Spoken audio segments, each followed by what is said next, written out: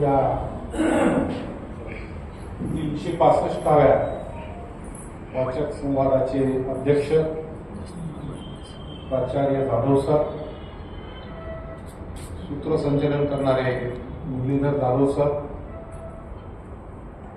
आमचे आदर्श ज्यांच्या प्रेरणेने मी हे पुस्तक वाचलेलं आहे असे राष्ट्रपती पुरस्कार प्राप्त शिक्षक रुपे गुरुजी, महाराष्ट्र अंधश्रद्धा निर्मूलन समितीचे आमचे कार्याध्यक्ष विजयकुमार पाटील सर, जिल्ह्याचे उपाध्यक्ष बाबूराव माशालकर सर, या सभागृहात उपस्थित असलेली माझी पत्नी सौ सुनीता, उपस्थित सर्व मित्र, देवा झिंजाळ लिखित एक भाकर तीन चुली या कृतीवर मी बोलणार आहे.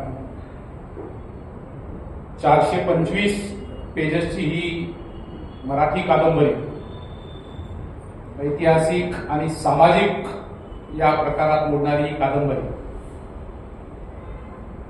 या कादंबरीच्या माध्यमातून भारतीय समाजाचा, भारतीय स्त्रियांचा संघर्ष आमच्या समोर ठेवलेला आहे.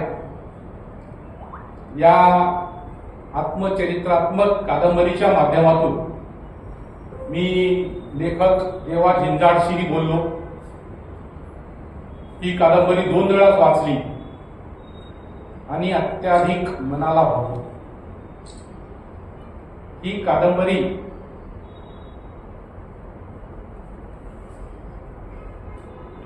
वाचत असताना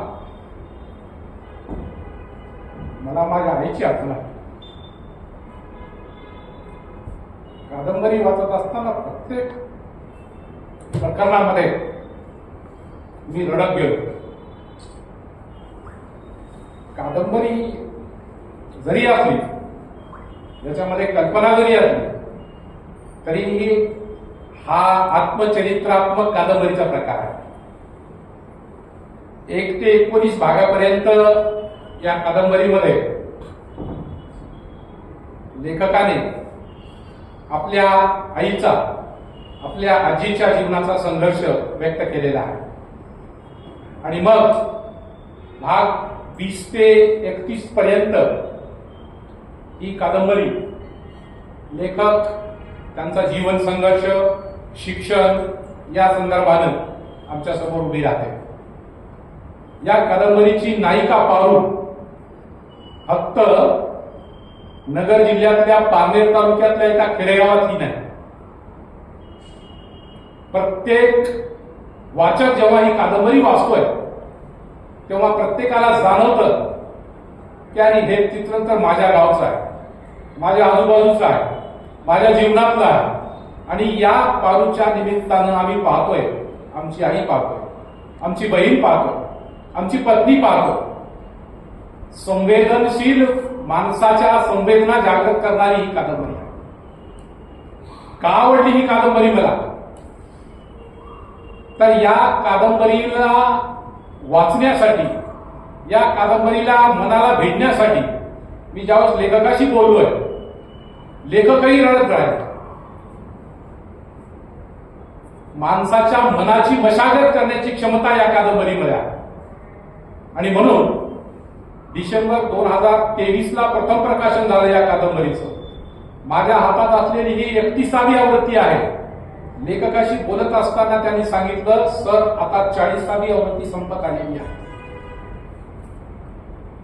आम्ही एकीकडे म्हणतोय वाचन संस्कृती कमी झालेली आहे, आम्ही पाहतोय लोक मोबाईलच्या नादात लागलेले आहेत, पण हे उत्कृष्ट उदाहरण आहे महाराष्ट्रातलं, भारतातलं, की या कादंबरीमुळे मराठी वाचक, मराठी भाषा, मराठी अस्मिता आणि मराठी संस्कृती जपण्याचं काम करतो आहे. या कादंबरीचे हिंदी, उर्दू, इंग्रजी आणि कन्नड भाषेमध्ये अनुवाद झालेले आहेत. ही कादंबरी वाचत असताना मला आपल्याला सांगायचं आहे की या कादंबरीमध्ये 31 भाग आहेत. प्रत्येक भाग अर्थपूर्ण आहे, प्रत्येक शीर्षकाला अर्थ आहे. लेखकांनी सांगितलं मी 150 शीर्षक लिहून काढले आणि वाचत असताना मी ही कादंबरी वाचत असताना मी त्या प्रकरणाच्या मजकुराशी मिळतं जुळतं असं शीर्षक निवडलेलं आहे. शीर्षकच वाचलं. पहिला शीर्षक आहे नाव कुठली आणि सुरू झाली परवड. 3 पिढ्यांचा संघर्ष आहे या कादंबरीमध्ये आणि 3 पिढ्यांचा संघर्ष असताना नायिका जी पारू आहे, नायिका पारूच्या जन्मापासूनची ही कहाणी आहे. ज्याप्रमाणे खेडेगावामध्ये आम्ही पाहतोय, महिलांची स्थिती पाहतोय, पुरुष सत्ताक कुटुंब पद्धतीमध्ये आजही आमच्या घरामध्ये महिलांना दुय्यम स्थान आहे. आजही तिच्याकडे आम्ही एक शरीर म्हणून पाहतोय. आजही तिची स्थिती बदललेली नाही. आम्ही आधुनिक झालो, उत्तर आधुनिकतेकडे गेलो, पण महिला आजही रूढी आणि परंपरेच्या नावानं ग्रासल्या जातात. आमचा समाज, पुरुष सत्ताक समाज, तिला पुनर्विवाह करण्याची अनुमती देत नाही. तिच्या मनाचा कधीही विचार करत नाही. कधीही तिला विचारून तिचं लग्न ठरवत नाही. या कादंबरीतील नायिकेचा जो सासरा आहे रंग्या नावाचा, तो माझी जबाबदारी आहे असं समजून वयाच्या 10व्या वर्षी पारूचं लग्न जुळवून देतोय. पारूचं लग्न जुळवून देतोय आणि मग त्या मुलाचा, वयाचा, पारूच्या मनाचा, पारूच्या आई वडिलाचा कुठलाही विचार न घेता पारूचं लग्न आपल्या वयापेक्षा 5 पट व्यक्तीशी या रंग्यानं जुळवून दिलेलं आहे. रंग्या खूप हेकेखोर आहे. ज्याप्रमाणे आमच्या परिवारामध्ये सासरा असतो, सासऱ्याच्या भूमिकेत आम्ही असतो. घरातील महिलेला पायातील वाहन समजणारा हा रंग्या, तिच्या कुठल्याही मनाचा, तिच्या कुठल्याही भावनेचा विचार न करणारा हा रंग्या व्याज घेऊन, म्हणजे ज्याप्रमाणे आम्ही हुंडा मुलींना देतो त्याप्रमाणे दुसऱ्यांदा, तिसऱ्यांदा किंवा उपवर मुलाशी लग्न लावत असताना त्याच्या बदल्यामध्ये 4 खंड्या गहू घेऊन, काही रक्कम घेऊन रंग्यानं अक्षरशः आपल्या नातीला विकलेला. त्याच्याही पूर्वीचा प्रसंग आम्हाला आठवणं गरजेचं आहे. त्याच्याही पूर्वीचा प्रसंग आपल्यासमोर ठेवणं गरजेचं आहे. पारूची आई शेतामध्ये काम करते. 9 महिने झालेले आहेत. पोट दुखतं आहे, पण आजचा दिवस तरी काम करावं लागेल आणि आजचा दिवस काम केल्यानंतर मला 4 पैसे मिळतील या हेतूने पोट दुखत असताना सुद्धा पारूची आई शेतामध्ये गेलेली आहे. दिवसभर कामाला कष्ट करते. अचानक कळा सुरू झाल्या. सोबतच्या बायका ओरडायला लागल्या, मदतीला धावल्या आणि मग त्यातली एक जाऊन गावात पळत पळत जाऊन दायनीला बोलून आणण्याचं काम करते. दायनीला बोलून आणत असताना, सुईनीला बोलून आणत असताना तिची सासू म्हणजे पारूची आजी त्या सुईनीला हटकते. कुठं चालली ग? नाही जायचं, कारण सासू सुनेचं नातं पहा. सासू ही खूप म्हणजे स्त्रियांच्या शत्रू असतात. त्या प्रकारे एक स्त्रीची व्यथा दुसरी स्त्रीही समजू शकत नाही, कारण ती सासूच्या भूमिकेमध्ये आहे आणि मग त्या सुईनीलाही ती जाऊ देत नाही. लेखकानं अत्यंत प्रखरपणे असं वर्णन केलेलं आहे. शेतामध्ये हे वर्णन प्रचंड हाल अपेष्टा, उघड रान आहे आणि त्या रानामध्ये प्रसव वेदनेनं तडपत तडपत अखेरची पारू आणि पारूचा जन्म झालेला आहे. पारूचा जन्म झाला, त्याच बायांनी शेतामध्ये तिचा बाळंतपण केलेलं आहे आणि मग त्या छोट्याशा बालिकेला घेऊन घराकडे निघालेली आहे. सोबतीने तिला घराकडे घेऊन निघालेली आहे. बाहेर बसलेला आहे सासरा. तो विचारतोय काय आहे, वंशाला देवा आहे की नाही. आणि ज्यावेळेस त्याला कळतं मुलगी झाली, तो त्याच अवस्थेमध्ये पारूच्या आईला घराबाहेर हाकलतोय. जा अवदसा तिकडे, तुझं या घरामध्ये काही काम नाही. त्या 2 तासापूर्वी जन्मलेल्या बाळाला घेऊन पारूची आई गाईच्या गोठ्यामध्ये बसलेली आहे. त्या गोठ्यामध्येच त्या बाळाचं जनावराला पाणी पाजवायच्या त्या हौदामध्येच त्या बाळाला धुवून घेतलेलं आहे, दूध पाजलेलं आहे. आणि ज्याप्रमाणे गाई म्हशीची जी अवस्था असते तशी अवस्था जन्मापासूनच पारूची झालेली आहे. पारूला जन्मापासूनच यातना सहन कराव्या लागतात, जन्मल्यापासूनच दुःख सहन करावं लागलेलं आहे. दिवसभर रात्रभर पारूला घरात घेतलं नाही रंग्यानं. संध्याकाळी जेव्हा पारूचा देह जनावर घेऊन घरी येतोय आणि जनावर घेऊन घरी आल्यानंतर पाहतो वहिनी गोठ्यामध्ये आहे. तो थोडा समजदार आहे, पण बापापुढे, बापाच्या हेजेकोरपणापुढे त्याचं काही चालत नाही. तो बापाला विचारतोय, बाप त्याला शिवा देऊन परत हाकलून देतोय. पारूचा नवरा बाहेर गावी गेलेला आहे लोकांची लाकडं फोडण्यासाठी. त्या दिवशी तो तिथंच राहतोय. रात्रभर पारूला, नवजात जन्मलेल्या या बाळाला घेऊन रात्रभर गाईच्या गोठ्यामध्ये तिच्या आईनं रात्रभर काढलेली आहे. कुठली काही साहित्य नाही, काही नाही, जेवायला नाही, काही नाही. कारण मुलगी झाली. आमचा समाज आजही मुलीच्या जन्माचं स्वागत करत नाही, तर तिला जन्मल्यापासूनच टोमणे देतोय, जन्मल्यापासूनच तिला पांढऱ्या पायाची म्हणतोय, जन्मल्यापासूनच तिला अवदसा म्हणतोय. कारण ह्या रूढी परंपरेनं आजही स्त्रियांची अशी दुय्यम अवस्था करून ठेवलेली आहे. आमच्या समाजामध्ये आजही आम्ही पाहतोय स्त्रियांना स्वीकारण्याची तयारी नाहीये. आणि मग या अशा अवस्थेमध्ये पारूचं बालपण होतात चाललेलं आहे. पारू लहानाची मोठी होते आहे आणि मग मोठी होत असताना सगळी जबाबदारी परिस्थितीने तिच्या खांद्यावर आणलेली आहे. लहानपणापासूनच आपल्या आईला मदत करू लागणं, लहान बाळांना सांभाळणं. आई शेतामध्ये जाते, आईचं नाव तुळसा आहे, मजुरी करत असते. पारू लहानपणापासूनच घरातली काम करते. परिस्थिती माणसाला मोठं बनवते, परिस्थिती माणसाला जीवन जगायला शिकवते. कसं जगावं असं परिस्थितीनं बनते माणूस. आणि मग पारू लहानाची मोठी होते आहे. वयाच्या 10व्या वर्षी, जसं की मी आता सांगितलं, कपाळापेक्षा मोठं कुंकू या शीर्षका अंतर्गत बाळशीराम 49 वर्षाचा आहे आणि पारू 10 वर्षाची आहे. पारूचं लग्न झालेलं आहे. आणि मग आम्ही पाहतोय पारूला लहानपणापासूनच हे सगळं काबाड कष्ट करायचं. सकाळी 5:30 वाजता उठणं, जात्यावर दळण दळणं, विहिरीवर जाऊन शेतून पाणी आणणं. कारण ही कथा नगर जिल्ह्यातल्या पारनेर तालुक्यातली आहे.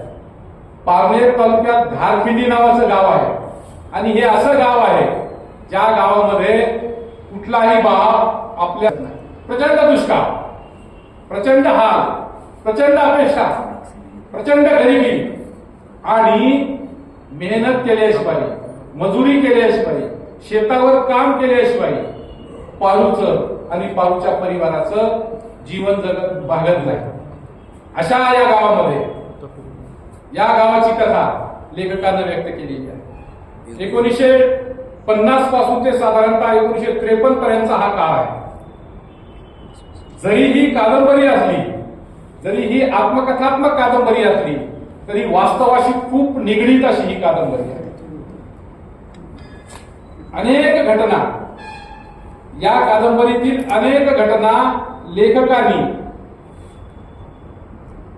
इतर लोकांशी, गावातल्या लोकांशी चर्चा करून लिहिलेल्या आहेत. आणि या घटना लिहित असताना दुसऱ्यांदा लेखक प्रत्येक स्थळाला, ज्या ज्या ठिकाणी, ज्या ज्या डोंगरावर त्याची आई गेलेली आहे, ज्या ज्या शेतामध्ये तिने काम केलेलं आहे, ज्या ज्या विहिरीवर जाऊन तिनं पाणी शेंदलेलं आहे, त्या त्या ठिकाणी प्रत्यक्ष लेखक गेलेला आहे, अनवाणी पायाने फिरलेला आहे.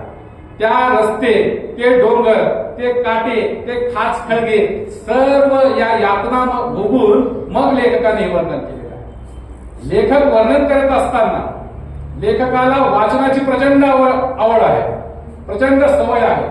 7वी पर्यंत त्यानं एवढं वाचून काढलेलं आहे, एवढं वाचलेलं आहे की प्रके आत्रे असो, की मराठीतील सगळ्या आत्मकथा असो, सगळ्या कादंबऱ्या असो, त्याने वाचून काढलेल्या आहे. लेखकांची मुलाखत ऐकत असताना, त्यांच्याशी बोलत असताना जाणवलं की ही कादंबरी फक्त काल्पनिक नाही, हे जीवन मरणाचा प्रश्न आहे, हे जगण्याचं वास्तव आहे आणि जगण्यासाठी संघर्ष जो करावा लागतो त्या संघर्षाचं फलित म्हणजे एक भाकर तीन चुली आहे. ही भाकर जी आहे ही भाकर मर्यादित साधनांची आहे. भाकर एक आहे. आमच्या देशामध्ये आम्ही पाहतोय संसाधनाची मर्यादा आहे, खूप मर्यादा आहे, खूप गरिबी आहे, खूप संघर्ष आहे, खूप यातना आहे. आणि मग हे संघर्ष करत असताना लेखक शिकतोय. मी अधूनमधून ही कथा सांगत असताना मला काय वाटलं तेही या प्रसंगाने बोलणार आहे. लेखकाची आई लेखकाला सांगते, प्रचंड पाऊस पडतोय पावसाळ्यामध्ये, घर गळायला लागतं, छपराचं घर आहे आणि घर गळत असताना घरातलं सगळं सामान भिजत असतं. काय सामान आहे गरिबीच्या घरामध्ये? मडके गाडगे. त्या काळामध्ये मडक्यामध्ये सगळं साठवायचं, मडक्यामध्येच पाणी भरायचं, पाणी साठवण्यासाठी रांगण असायचा, छपराचं घर होतं, ते सगळं घर भिजायचं. आणि मग पारू सांगायची, लेखकाला म्हणायची, बघू सगळं सामान भिजलं तर हरकत नाही, तुझं दप्तर तेवढं भिजू देऊ नको, कारण हे दप्तर, हे तुझं पुस्तक, हे तुझ्या पाट्या उद्या आपली गरिबी संपवणार आहे. कारण शिक्षण हे परिवर्तनाचं माध्यम आहे. या कादंबरीच्या शेवटच्या भागामध्ये लेखक म्हणतात की एका अविद्येनं एवढा अविनाश केलेला आहे. महात्मा फुलेंचं सगळं साहित्य लेखकाने वाचलेलं आहे आणि लेखकाला जाणीव झालेली आहे, आम्हाला जर आमची परिस्थिती बदलायची असेल, आम्हाला जर ही रूढी परंपरा बदलायची असेल, आम्हाला जर या अंधश्रद्धेच्या, या अज्ञानाच्या, या चक्रव्यूहातून बाहेर पडायचं असेल तर फक्त आणि फक्त आम्ही शिकलं पाहिजे. शिक्षण हे वाघिणीचं दूध आहे आणि शिक्षणच परिवर्तन करू शकते. लेखकासमोर अनेक आदर्श आहेत. मराठी साहित्यामध्ये अनेक कादंबरीकारांनी, अनेक लेखकांनी गावखेड्याचं वर्णन फक्त मनोरंजनाच्या माध्यमातून केलेलं आहे. गावामध्ये काय असतो तो पाटील असतो, गावामध्ये नाचता असतो, तमाशा असतो, पण गावातील दुःख, कारण भारत हा कृषीप्रधान देश आहे, गावातील यातना, या जगाचा पोशिंदा असलेला शेतकरी आणि त्या शेतकऱ्याची व्यथा आम्ही पाहतोय. त्याचे दोन ईश्वर आहेत, एक वरचा आणि दुसरा त्याच्या मालाला भाव ठरवणार. आज काय अवस्था आहे शेताची, आज काय अवस्था आहे शेतकऱ्याची? शेतकरी आता शेतमजूर झालेला आहे. शेतावर राबल्याशिवाय, कष्ट केल्याशिवाय, मजुरी केल्याशिवाय त्याची चूलच भागत नाही, चूलच जळत नाही. आणि या सगळ्या अशा गावखेड्याचं वर्णन या कादंबरीमध्ये लेखकाने अत्यंत समर्पक आणि सार्थक या माध्यमातून केलेला आहे. लेखक ही कादंबरी लिहित असताना अर्पित करतोय आयुष्यातल्या पहिल्या अंघोळीपासून ते शेवटच्या अंघोळीपर्यंत ज्या स्त्रियांच्या वाट्याला संघर्ष आला, परवड आली, अवहेलना आली, तरीही त्या न हारता, न डगमगता लढत राहिल्या, अशा माझ्या आईसह जगातल्या सगळ्याच लढाऊ स्त्रियांना सादर समर्पित ही कादंबरी आहे. महिलांचा जन्मच मुळात काम करण्यासाठी झालेला आणि ही पारू कितीही विपरीत परिस्थिती असेल, कितीही विरुद्ध परिस्थिती असेल, तरीही लढते, संघर्ष करते.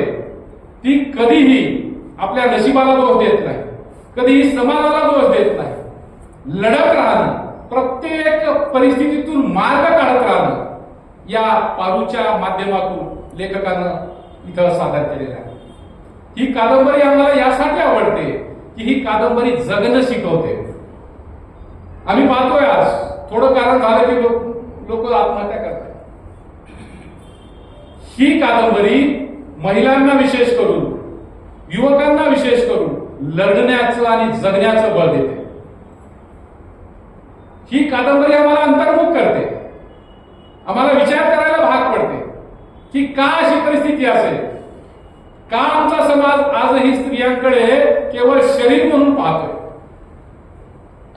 या पुरुष सत्ताक समाज व्यवस्थेमध्ये आम्ही कधी बदलणार आहोत, कधी आम्ही स्त्रियांना सन्मान देणार आहोत, कधी एक माणूस म्हणून त्यांच्याकडे बघणार आहोत, असे अनेक प्रश्न वाचकाला या कादंबरीच्या वाचनामुळे पडतात. या कादंबरीची पाठराखण प्रसिद्ध लेखक आह साळुंखे यांनी केलेली आहे आणि ते म्हणतात, मुळात देवा जिंदाळ हा कवी मनाचा लेखक आहे.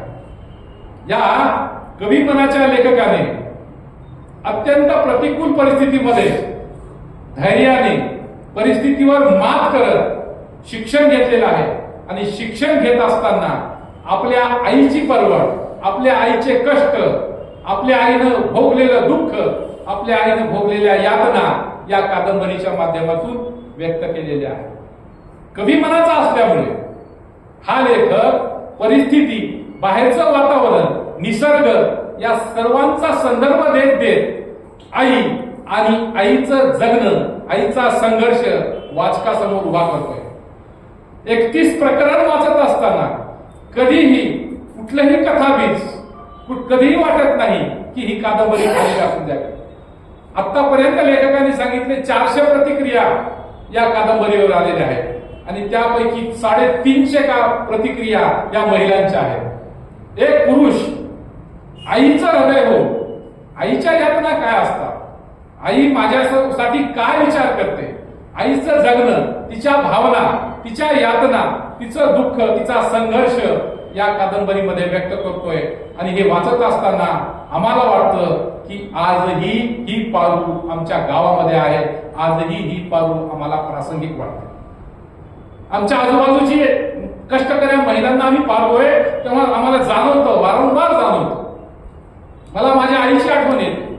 अत्यंत कठीण परिस्थितीतून माझा हा सगळा संघर्ष आहे आणि अत्याधिक का होईना, कमी अधिक का होईना, माझाही जीवन संघर्ष या लेखकाशी मिळता जुळता मला वाटला आणि म्हणून मला वाटलं की ही कादंबरी, ही कथा आपल्याशी शेअर करावी, आपल्याशी बोलावं या विषयाच्या अनुषंगाने. दुसरा मुद्दा मला सांगायचा आहे की आमच्या गावामध्ये, आमच्या खेडेगावामध्ये भावकी हा जो प्रकार आहे, गावखेड्यामधला आमचा जो आजूबाजूचा परिसर आहे, कारण माणूस हा सामाजिक प्राणी आहे, तो एकटा राहू शकत नाही, त्याला समाज लागतो आणि समाज अनेक प्रकारचे बंधनं घेऊन पुढे जात असतो. या पारूची भावकी जी आहे, या पारूचा समाज जो आहे, प्रगत समाज आहे, मराठा समाजाचं हे चित्रण आहे. ही भावकी पारूला पुनर्विवाह, दुसरा विवाह करण्याची अनुमती देत नाही, परवानगी देत नाही. आणि ज्या वेळेस पारूनं मोतर केलेलं आहे, दुसरं लग्न केलेलं आहे, सगळ्या भावकी, सगळे गावातले लोक तिला त्रास देतात, तिला हाणून पाडून बोलतात. कुठल्याही मंगल प्रसंगी, कुठल्याही विवाह प्रसंगाच्या प्रसंगी तिला बोलवत नाही, कारण त्यांना वाटतं आमच्या घरी जर ही आली, अवधसा आमच्या घरी जर आली तर आम्हाला पाप लागेल, आमच्या लेकराचं कसं होईल. ही भावकी, हा समाज आम्हाला काही मदत करत नाही, पण नीट राहूही देत नाही. अशा प्रकारची व्यथा पारू आणि तिचा मुलगा बबू आपल्याशी बोलताना या कादंबरीतून जाणवत आहे. हे चित्र गावखेड्याचं जरी चित्र असलं तरीही शहरातील समाज सुद्धा आजही आम्ही पाहतो, आजूबाजूचा समाज आमच्याकडे.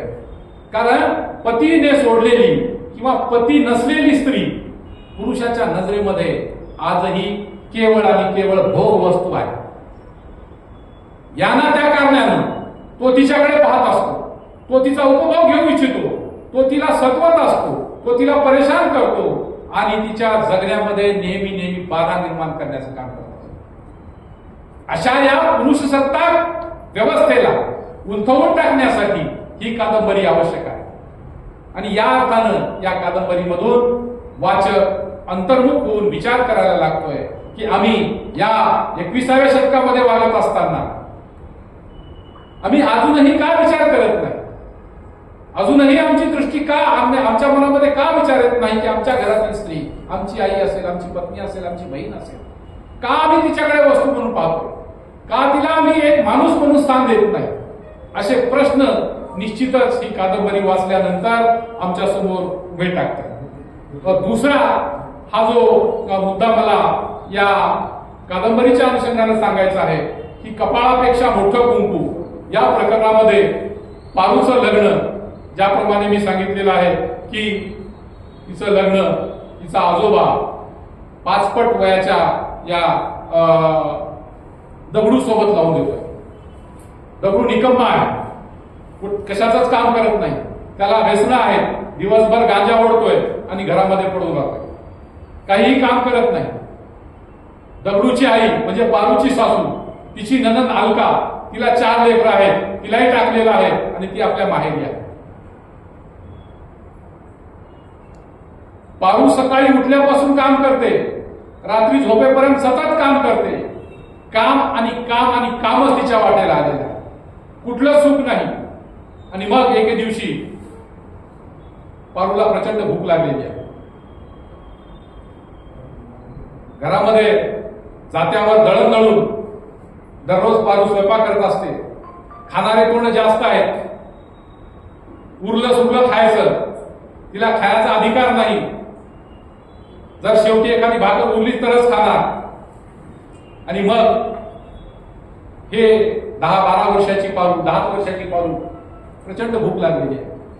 पाण्याला गेल्यानंतर तिनं पाहते शेतामध्ये गाजरं आहे. झोपच येत नाही रात्रभर, कारण पोटात काहीच नाही. पारूच्या आईने तिला शिकवण दिलेली आहे, बाई ज्यावेळेस तुला भूक सहन होणार नाही त्यावेळेस पोटभर पाणी प्यायचं. स्वतःच्या शिराचं रक्षण करण्यासाठी माईने तिच्याजवळ एक धारदार विळा दिलेला आहे. माहेरी जात असताना तो विळा नेहमी पारू आपल्या कमरेला पोचून ठेवते, लुगड्याच्या पाठीमागच्या भागाला पोचून ठेवते. कारण तिला माहित आहे या समाजामध्ये स्वापद आहेत, या समाजामध्ये लांडगे फिरत आहेत, आणि जेव्हा जेव्हा असे लांडगे घालतील त्या वेळेला स्वतःचं रक्षण करायचं, लढायचं नाही, रडायचं नाही, लढायचं. आणि परिस्थिती कुठलीही असो मार्ग काढायचा. ही शिकवण ही कादंबरी देते. ही शिकवण आणि हा मतितार्थ या कादंबरीतून अत्याधिक मोठ्या प्रमाणामध्ये आम्हाला भावत आहे. पारू व्याकुळ झालेली आहे, भुकेने, झोप येत नाही. 10 वर्षाचं लेकरू तिला काय करणार. दुपारी पाहिलं होतं तिनं, सकाळी पाहिलं होतं शेतामध्ये गाजरं, आणि मग एकटीच उठून. कशाची भीती नाही तिला, कारण भूक आहे, पोटची भूक आहे. हिंदी एक कवी आहेत, एक लीलाधर जगुडी नावाचे गुरुजी, आणि त्यांनी कविता लिहिली भूक म्हणून. ते म्हणतात, जो छोटी हो या बड़ी हो, भूख का जंजला सभी को समान रूप से सताता है. हाती असो या चीटी, भूक सगळ्यांनाच त्रास देते, सगळ्यांनाच सतवते. आणि या भूक शमवण्यासाठी आम्हाला काय काय करावं लागतं, काय काय करतोय आम्ही. जेव्हा जेव्हा भूक लागती तेव्हा हे सगळे बंधन, माणूस आणि जनावर एक समान होतात. पण सोनकांबळेच्या आत्मकथेमधला हा प्रसंग आहे. कारण भुकेची यातना काय असते त्या भुकेल्यालाच माहीत. आमचं पोट भरलेलं असतं आणि म्हणून आम्हाला ते जाणवत नाही.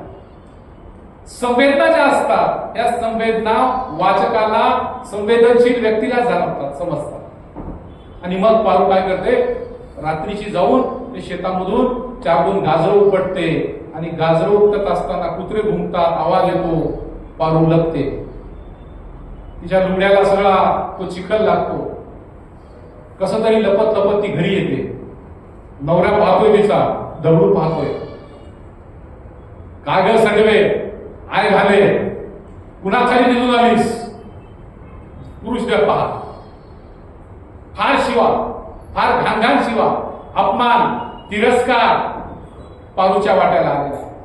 घरी जन्मल्यापासूनच आजोबानं तिचा तिरस्कार केलेला आहे. माझ्या लेकाचा वश बुडवायला निघाली, मुलगी झाली, कारण हे परक्याचं धन आहे. हिला सांभाळून आम्ही काय करायचं, हिचा आम्हाला काय उपयोग. अशी जन्मापासूनच अवहेलना पारूच्या वाट्याला आलेली आहे.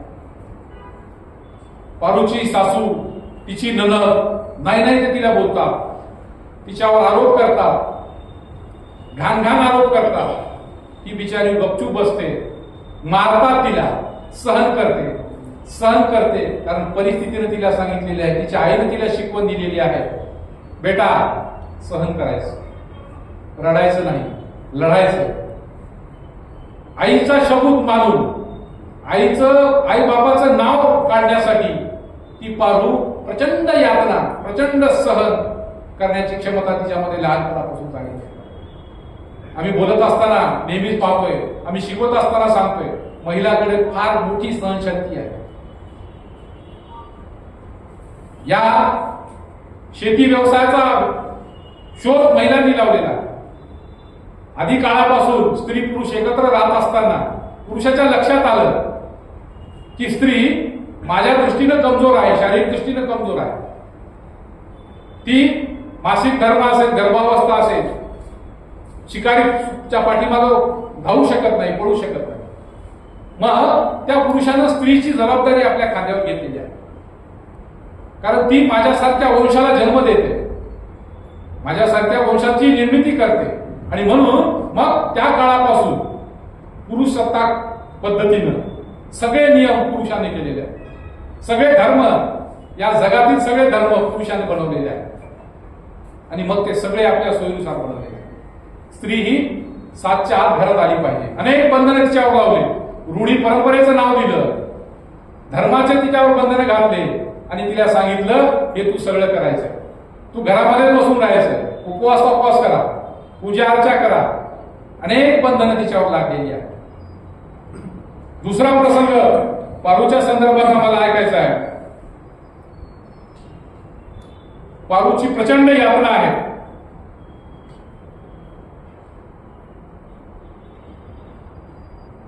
पारूला आपल्या सासरी आपल्या आईबापाचं नाव राखण्यासाठी इतकं अपमान, इतकं काम, इतकी मारझोड सहन करून सुद्धा राहायचं आहे. आणि हे राहत असताना एक दिवस पारूची सासू, पारूची नणंद जबरदस्ती करतात. पारूला आणि दगडूला मधल्या घरामध्ये कोंडून टाकतात, बाहेरून कडी लावतात. हा दगडू पारूच्या शरीराशी खेळण्याचा प्रयत्न करतोय. 10 वर्षाची बिचारी, तिला काही माहिती नाही, काही कळत नाही. ही आलड पोरगी झटके देते, त्याला ढकलून देते. याच्या वासना जागृत होतात. तिला ओढण्याचा प्रयत्न करतो जवळ, तिचे कपडे फाडतोय. आणि या नराधामापासून वाचण्यासाठी तिनं मग जे हाड्याला नाट आहे, घरात मोठं लाकूड आहे, मांजरासारखं वर चढून बसते. घरामध्ये गलका सुरू होतोय. बाहेर सासू ननंद आहेत, त्या येतात, पारूला खाली ओढतात, मारतात. तुझा नवरा आहे आणि तुला काय झालं ऐकायला, त्याचं समजवण्याचा प्रयत्न करतात. पारूला प्रचंड त्रास द्यायला सुरू होतं. हा दगडू व्यसनी आहे, दिवसभर गांजा ओढतोय आणि गांजा ओढून ओढून त्याचं शरीर पार तपून गेलेलं आहे. 50 वर्षाचा हा दगडू एके दिवशी मरतोय व्यसनापोटी. पारूचे आई वडील येतात, सगळे पाहुणे, सगळे घरचे, पारूची सासू वगैरे तिला दोष देतात. या अवदसेनं आमच्या लेकराचा जीव घेतलेला, ही पांढऱ्या पायाची आहे आणि ही आम्हाला आता नकोय, हे घेऊन जा. जबरदस्ती पारूच्या आई वडिलांसोबत तिला तिच्या माहेरी पाठवले. पहा आमची व्यवस्था, आमचा समाज सांगतोय की मुलीचं, ज्या घरातून मुलीची डोली निघालेली आहे त्या घरामध्ये मुलीला परत यायचा अधिकार नाही. तिची आर्थिक वापस तिथूनच जावी, दिल्या घरूनच तिनं जावं, माहेरी यायचं नाही. तिला माहेर कायमचं तुटलेलं असतं.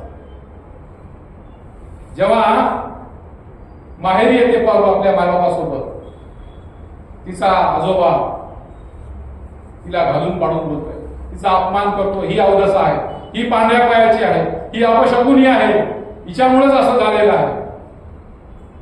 नेहमी नेहमी तिचा तिरस्कार, प्रत्येक वेळी तिचा तिरस्कार आम्ही पाहतोय या रंग्याने केलेला आहे.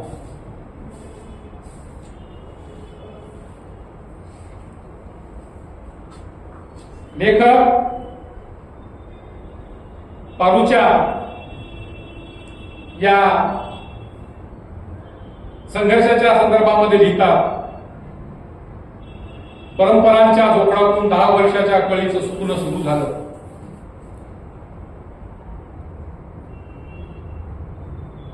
कुंकुवापेक्षा मेनाचा भल्ला मोठा घेर तिच्या वाट्याला आला. हे मोठं कुंकू कपाळावर घेऊन आयुष्यभर मन मारून जगायचं होतं. हरायचं नव्हतं, घाबरायचं नव्हतं, मागं सरायचं नव्हतं, रडायचं नव्हतं, तर फक्त आणि फक्त लढायचं होतं. पारूची व्यथा अनुभवानं अत्यंत वास्तववादी शब्दामध्ये लेखक देवा झिंजाड यांनी मांडलेली आहे. तिसरं प्रकरण आम्ही पाहतोय. तिसऱ्या प्रकरणामध्ये नावच शीर्षकच लेखकाने दिलेलं आहे, पदर न आलेली पदर सावरू लागली.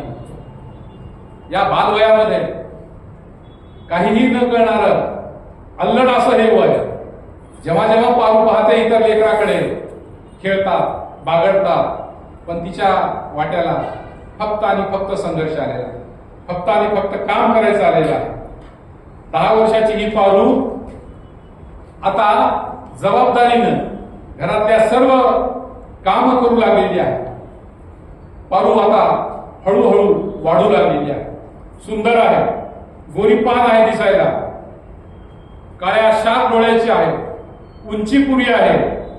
आणि मग सगळे गावातले लोक चिडवत आहेत, या लंगड्या दंगड्याच्या गौऱ्या मसनात गेल्या, पण बायको मात्र देखणी करून आणली या डंगऱ्याने. सगळ्या लोकांच्या, सगळ्या भावकीच्या, गावातील लोकांच्या नजरा पारू आणि पारूच्या शरीरावर आहे. पारूला नेहमी माहेरची आठवण येत असते, पण इलाज नाही, जाऊ शकत नाही, माहेरी जाऊ शकत नाही. आणि मग ती म्हणते, मला माझ्या आईनं शिकवण दिलेली आहे, माझ्या आईचं, माझ्या वडिलांचं नाव मला मिटवायचं नाही, कलंकित होऊ द्यायचं नाही. प्रत्येक आलेला भोग तिनं भोगत असते. नशिबाला दोष देण्यापेक्षा प्रत्येक परिस्थितीमध्ये आलेल्या प्रसंगाला तोंड देत ती जगत असते, ती आपला संघर्ष पुढे ठेवत असते. 4था अध्याय मला या अनुषंगानं मांडायचा आहे, कडुजार लिंबाचा पाला. आणि या कडुजार लिंबाच्या पाला या प्रकरणाच्या माध्यमातून आम्ही पाहतोय, दगडू या व्यसनाच्या निमित्तानं मेलेला आहे, अपशकुनी झाली, तिचं कुंकू गेलं. कडुजार लिंबाचा पाला म्हणजे घरामध्ये मृत्यू झाल्यानंतर, आमच्या समाजामध्ये मृत्यू केल्याच्या नंतर वापस ज्या लोक येतात मयताच्या घरी, तो लिंबाचा पाला तोंडात वगैरे घेतात. 5वा या कादंबरीचा अध्याय आहे, प्रकरण आहे, आगीतून फुफाट्यात.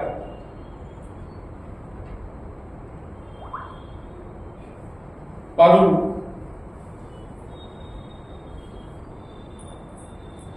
आपल्या माहेरी राहते काही दिवस, आणि माहेरी राहत असताना तिची लहान बहीण आहे रंग्या, पारूचा आजोबा, तिच्यासाठी स्थळ पाहणं सुरू करतोय लहान मुलीसाठी, तिच्या पारूच्या धाकल्या बहिणीसाठी.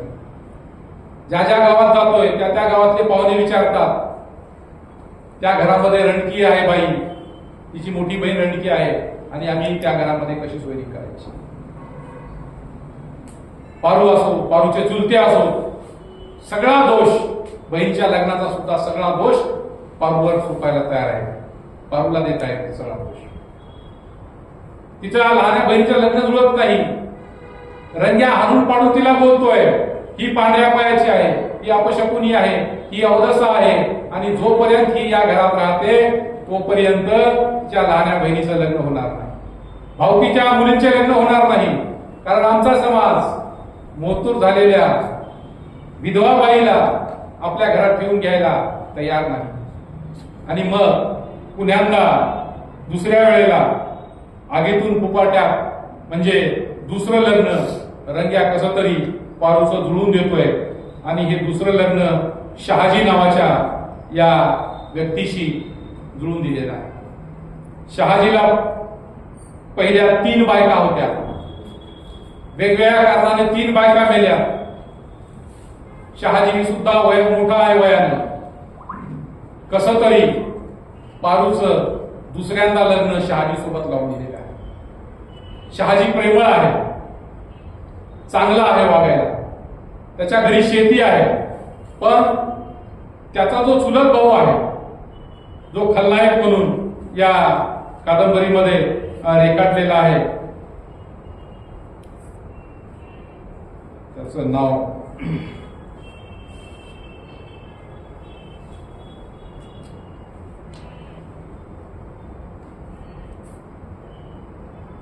पारूचा दुसरा नवरा, शहाजीचा चुलत भाऊ, शहाजीचे वडील आणि त्याचा भाऊ दोघेही एक चांगले राम लक्ष्मणासारखे राहतात. शहाजीच्या चुलत्याला शेती कमी असल्यामुळे शहाजीचे वडील त्याला 2 एकर कसून खायला जमीन देतात. आता ज्या वेळेस दुसरं लग्न झालं शहाजी सोबत पारूचं, पारूला चांगले दिवस येतील असं वाटलं तिच्या आई वडिलांना. झालंय तसंच. गुन्ह्या गोविंदानं पारू नांदू लागली. पारूला या घरामध्ये शहाजीपासून 4 लेकरं होतात. अधूनमधून तिचा जो देर असतो, चुलत देर असतो, तिला त्रास द्यायला सुरू करतो. कारण तो समजतो हिच्यामुळं आता शहाजीच्या वंशाला दिवा मिळालेला आहे, हिच्यामुळं आम्हाला आता त्याचं शेत खायला मिळणार नाही. पारू आणि शहाजी आपल्या चुलत भावाला दिलेलं शेत 2 एकर शेत वापस मागण्याचा प्रयत्न करतात. छोट्या छोट्या कारणानं तो शेत द्यायला नकार करतोय, भांडायला लागतोय आणि त्याची नजर पारूवर आणि पारूच्या सौंदर्यावर आहे. पारूची सगळी जुना इतिहास तो उकरून काढतोय, पारूला दोष देतोय आणि एके दिवशी शेतावरून येत असताना पारूची तो वाट अडवतोय. पारूशी जबरदस्ती करतोय, सहन करती. आपल्या चुलत देराला तिने समजावून सांगण्याचा प्रयत्न करते, पण तो ऐकायला तयार नाही. घरी सांगावं तर चर्चा होईल, महिलेची बदनामी होईल आणि म्हणून ती हा अतिप्रसंग आपल्या नवऱ्याला सांगत नाही, झाकून ठेवण्याचा प्रयत्न करते. जेव्हा गोष्ट जास्तच होते, जेव्हा तिला पदराला हात घालतो, तिची साडी तिनं फाटतो, त्यावेळेस तिनं मग अत्यंत राग आल्यानंतर आपल्या अबरूची रक्षा करण्यासाठी तिनं ओलापोक उपसरते आणि मग त्या आपल्या देराला बदलून काढते. त्याच्या मनामध्ये पारूचा बदला घ्यायची, पारूला अपमानित करायचंय, कारण ती दुसरं लग्न करून आलेली आहे, मोहता करून आलेली आहे. तिची जाऊ सुद्धा, चुलत जाऊ सुद्धा नेहमी हिला त्रास देत असते. कुठल्याही लग्न प्रसंगाच्या अनुषंगानं तिला मान सन्मान देत नाही, कुठल्याही कार्यक्रमात बोलत नाही. आणि असंच काही दिवसानंतर पारूचा दुसरा नवराही, ज्याचं नाव शहाजी होतं, तोही मरतो. 4 लेकरं लहान लहान आहेत. एखाद्या वर्षी पाऊस पडतो, एखाद्या वर्षी पडत नाही. जमीन आहे पण नापिकी आहे. जगण्या मरण्याचा संघर्ष चालूच आहे. नापिकी आल्यामुळं खायला अन्न मिळत नाही. प्रचंड मेहनत करून सुद्धा शेतातलंही काम करावं, घरीही काम करावं, तरीही पारूच्या जगण्या मरण्याचा संघर्ष चालूच आहे. हा पारूचा देर तिच्या मोठ्या मुलाला पारूच्या चरित्राच्या संदर्भामध्ये काही भरवतोय, त्याला व्यसनाला लावतोय, त्याला सांगतोय तुझी आई आता गरोदर आहे, वडील वारल्यानंतर सुद्धा गरोदर आहे. आणि मग तिच्यावर आरोप केल्यामुळं तिला तो घरातून हाकलण्याचा प्रयत्न. अनेक वेळा पारूच्या देरानं तिला मारलेलं आहे, मारहाण केलेली आहे. पारूच्या लक्षात आलं, विरोध केल्यानंतर आम्हाला त्रास होतोय, तिच्या लहान लहान लेकराला मार पडतोय. मग ती गपचूप सहन करायला लागते, सहन करते. पण जेव्हा चारित्र्यावर गोष्ट येते तेव्हा तिचा राग अनावर होतो आणि मग तिनं आपल्या देराला बोलते. गाव सगळा, भावकी सगळे तिला नाव ठेवायला लागतात आणि मग ठरवतात तिला गावामध्ये राहू देण्याचा अधिकार आहे. हाकलून देतात तिला. तिच्या शेतामध्ये कोपी घालून राहते एकटी. 2 वर्ष तिथे राहते. हा तिचा देर तिथेही जाण्याचा प्रयत्न करतो. रात्रीच्या वेळेला तिच्याशी लगट करण्याचा प्रयत्न करतो. तिथेही मारून त्याला हाकलून देते आणि मग एक दिवस तिचा देर तिची खोपी जाळून टाकते. कधी कधी वाचत असताना वाटतं की पारू गप्प का बसली असावी. पारूला प्रचंड राग आला होता. तिनं कुऱ्हाड घेतली आणि फेकून मारली. त्याच्या सायकलच्या 2 तुकडे झाले. वाचला त्यातून. आणि मग त्याचे मुलं, त्याची बायको सगळे येऊन पारूला मारतात. तिची खोपी जाळून टाकतात. तिच्या शेतातल्या विहिरीवर तिला पाणी भरण्यासाठी बंदी घातली जाते. मोठा मुलगाही तिची बाजू घेत नाही. सगळा दोष आईला देतोय. आणि परिस्थिती असह्य झाल्यानंतर ज्यावेळेस पारूला वाटतं की आता माझं इथं राहणं शक्य नाही, कारण तिचा देव तिला सतत सांगत असतो तुझ्या लेकरा बाळा सहित मी मारून टाकेल. आणि मग लेकरा बाळाचा विचार करून तिनं स्वतःच परत निघते, माहेरी जाते. माहेरी असा त्रास आहे. माहेरी राहू देत नाही. माहेरी आजोबा, भाऊकी, आजूबाजूचे लोक म्हणतात ही जर राहिली तर आमच्या मुलीचं, आमच्या मुलांचं लग्न कसं होईल. सोयरे काय म्हणतील, गाव काय म्हणेल. असह्य वेदना झाल्यानंतर आपल्या लहान्या बहिणीचा विचार करू, आपल्या चुलत बहिणीचा विचार करू, पारू एके दिवशी रात्रभर त्या गोठ्यामध्ये बसून रडते. ज्या गोठ्यामध्ये जन्मल्याबरोबर तिला यातना सहन करावा लागल्या, रात्र काढावी लागली, त्याच गोठ्यामध्ये ती रडते. काही सोबतीला नाही तिच्या. अशा कठीण परिस्थितीमधून तिला जेव्हा लक्षात येतं की आता माझं राहणं इथेही शक्य नाही, ही भावकी, हे गाव, हा आजोबा मला राहू देत नाही. तिचे आई वडील तिच्या बाजूने आहेत पण त्यांचं काही चालत नाही, इलाज नाही. मग पारू तिथूनही निघते आणि मग ती आगीतून फुपाट्या या प्रकरणाच्या माध्यमातून आम्ही पाहतोय ती बाहेर निघते. चालत चालली. वाट कुठे तिकडे निघाली, कुठं जायचं काही माहिती नाही. रोज 10-20 किलोमीटर पायी चालत चालत.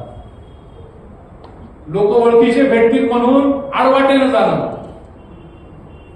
काटे कुठे तुडवत जाणं.